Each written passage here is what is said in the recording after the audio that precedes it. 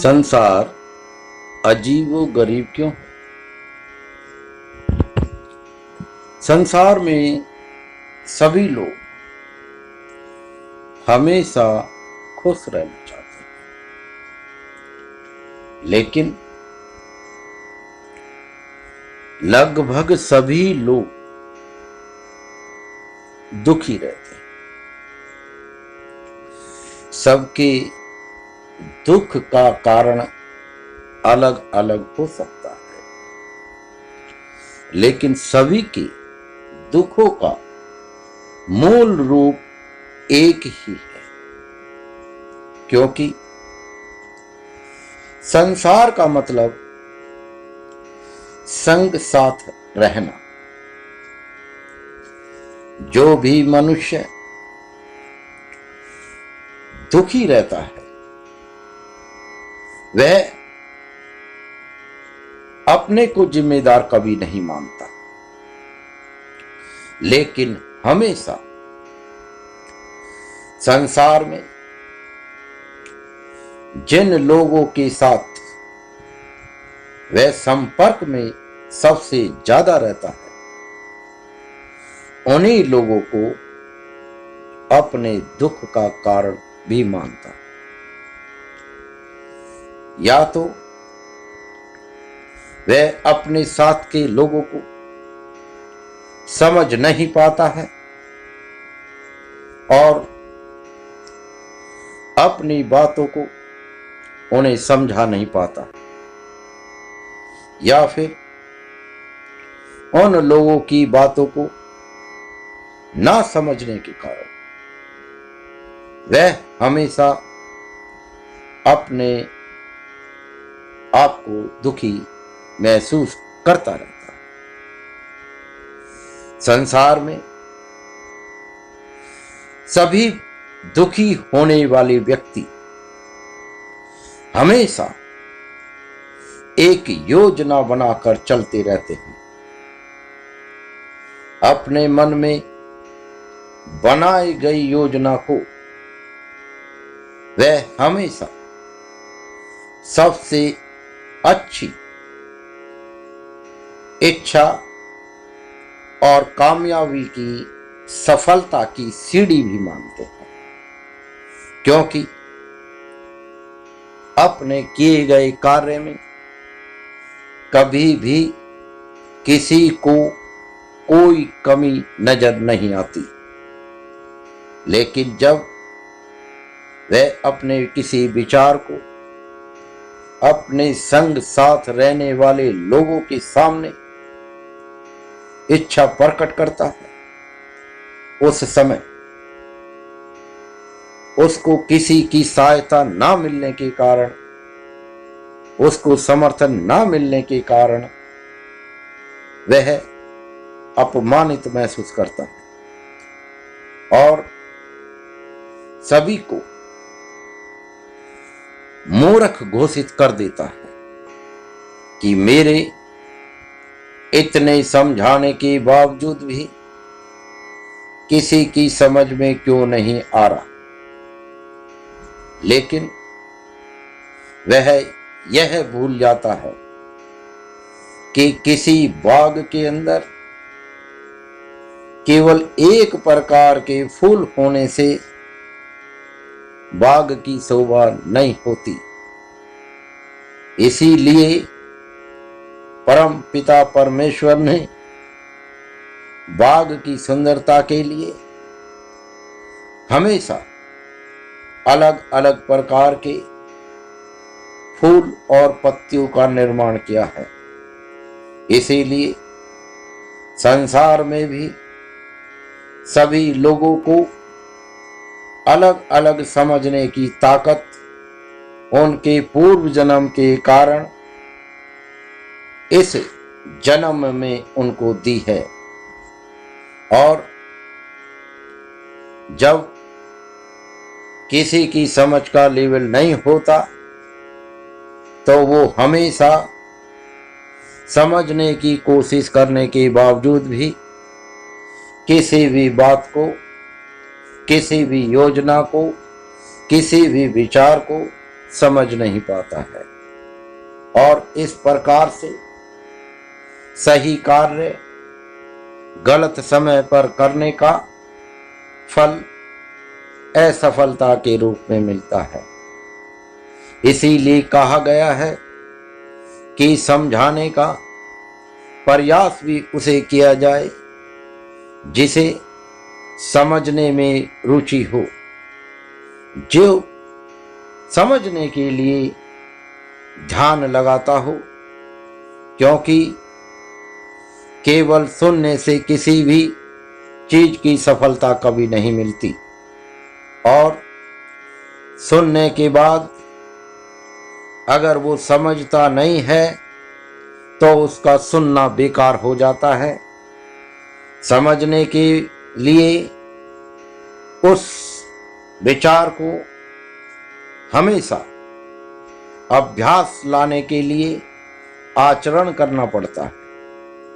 और अगर किसी से सही प्रदर्शन नहीं हो सकता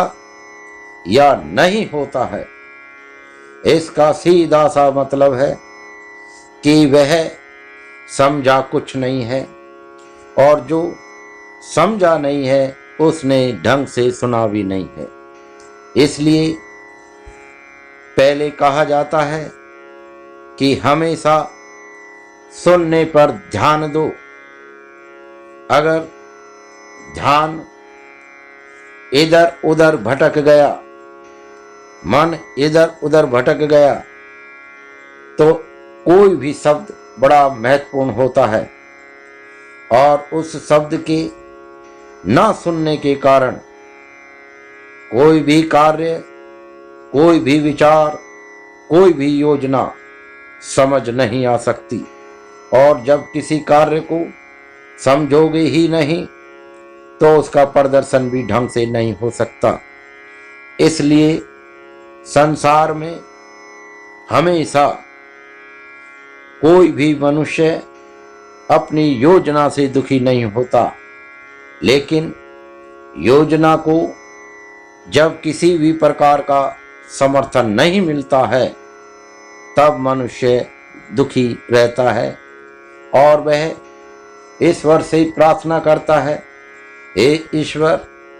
मैं इतनी अच्छी योजना लाया हूँ और मुझे सफलता प्राप्त हो जाए, ऐसा मुझे आशीर्वाद दो। क्योंकि कण कण में ईश्वर का वास है और कोई भी किसी भी जगह किसी भी स्थिति में अगर ध्यान लगाकर प्रार्थना करता है तो परमेश्वर उसकी प्रार्थना जरूर सुनता है। लेकिन अगर सामर्थ्य प्रार्थना करने वाले का नहीं है तो परमपिता परमेश्वर भी उसकी सहायता नहीं कर पाते, क्योंकि वह सामर्थ्य ना होने के कारण अपने उस कार्य को किसी भी तरीके से कर नहीं सकता और इसलिए प्रार्थना भी स्वीकार नहीं की जाती।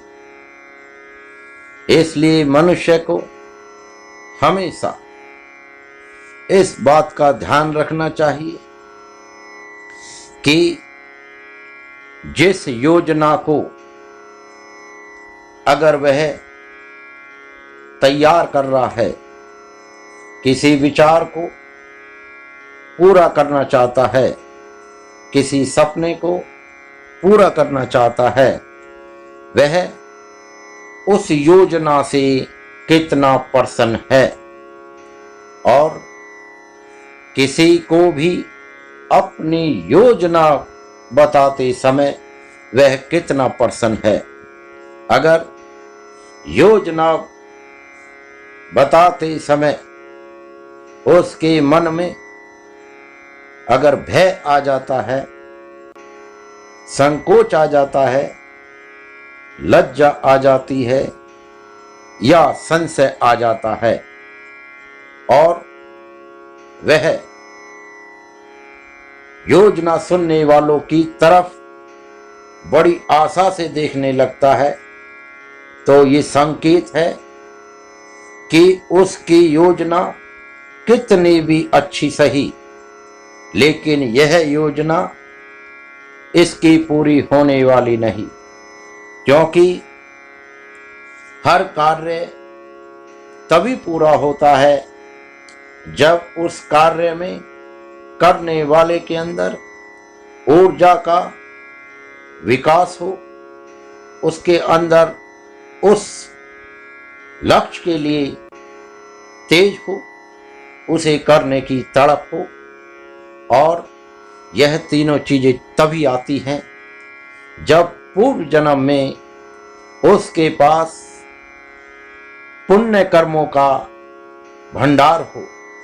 अपने अच्छे कर्मों से उसने पुण्य कर्म इकट्ठे कर रखे हों और पुण्य कर्मों के तेज से उसके अंदर एक योजना का विकास होता है, और उस विकास को पूरा करने के लिए ही वह संसार के सुखों को प्राप्त करने के लिए, संसार में सुख और समृद्धि को प्राप्त करने के लिए प्रयास करता है। और संसार के लोगों के सामने जो उसके संग साथ के रहने वाले हैं या मिलने वाले हैं या उस कार्य में करने वाले हैं, उनके सामने उस योजना का अपना विस्तार पूर्वक प्रयास करता है। और अगर उसे समर्थन मिलता है तो उसके पुण्य कर्मों की वजह से मिलता है, और अगर उसका अपमान किया जाता है तो उसके पुण्य कर्म इतने तेज नहीं होते जिससे कि वह अपने विचारों के प्रति लोगों का समर्थन प्राप्त कर ले। इसलिए कहा जाता है कि जिसके वाणी में तेज हो उससे संसार मंत्र मुक्त हो जाता है। तो हमेशा जब भी किसी के सामने तेज लाइट का प्रकाश आता है और तेज लाइट के कारण सबकी आंखें चुंधिया जाती हैं, और कम लाइट के कारण आदमी आंखें चौड़ी कर करके देखता है लेकिन फिर भी उसे दिखाई नहीं देता है। इसी प्रकार से किसी की सफलता और असफलता संसार के किसी भी दूसरे आदमी के सहयोग करने और ना करने से नहीं मिलती। किसी को सफलता अपने कार्य के प्रति समर्पित भाव के कारण मिलती है। इसीलिए किसी को किसी भी क्षेत्र में सफलता प्राप्त करने के लिए उस तेज की आवश्यकता, जुनून की आवश्यकता होती है। लेकिन अफसोस संसार के बाजार में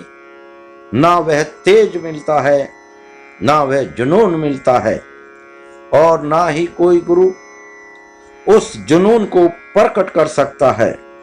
और ना ही उसे तेज कर सकता है। कोई भी अपने पूर्व जन्म के कारण उस तेज को प्राप्त कर सकता है, लेकिन जिसके पास यह तेज होता है, जिसके पास यह समझने की शक्ति होती है, उसे कोई सही दिशा देकर, सही मार्ग बतलाकर उसकी मंजिल की तरफ उसे पहुंचा देता है। इसीलिए इस संसार में बहुत लोग अच्छी अच्छी शिक्षा देने वाले होते हैं, लेकिन हमेशा शिक्षा लेने वालों से वह पहले एक प्राथमिक रूप से प्रवेश पाने के लिए उनका एक टेस्ट लेते हैं। एक प्रकार से उनकी योग्यता को चेक किया जाता है, और जिसकी योग्यता में उनकी नजर में कमी नजर आती है, वह उसको बाहर का रास्ता दिखा देते हैं कि आप अपनी योग्यता के अनुसार कहीं पर शिक्षा ले लीजिए, लेकिन हमारे यहाँ आपको शिक्षा नहीं मिल सकती। जैसे संसार में, बाजार में कोई भी व्यक्ति सामान कुछ भी खरीद सकता है, लेकिन उसके पास केवल एक चीज होनी चाहिए कि उस बाजार में चलने वाली धन के रूप में वो करेंसी होनी चाहिए जो उस देश में मान्य है। अब बाजार की हर वस्तु का रेट अलग अलग होता है, कीमत अलग अलग होती है, और बाजार में अपने धन की कीमत के अनुसार ही वह किसी दुकान पर कोई भी चीज लेने का प्रयास कर सकता है। लेकिन जिसके सामने धन का तेज कम हो और वह किसी ऐसी दुकान पे जाता है कि जिसके लिए उसका मन तो कर रहा है कि इस सामान को मैं अपने परिवार के लिए या अपने लिए खरीद लूं, लेकिन अगर उसके पास धन नहीं है या कम है तो वह उस समय उसे नहीं खरीद सकता। उसे खरीदने के लिए कोई दूसरी व्यवस्था करनी पड़ेगी, या तो अपने धन का रूप बढ़ाना पड़ेगा, धन का लेवल बढ़ाना पड़ेगा, धन का स्तर बढ़ाना पड़ेगा। और अगर कोई कम कीमत की वस्तु उसको पसंद आती है तो वह अपने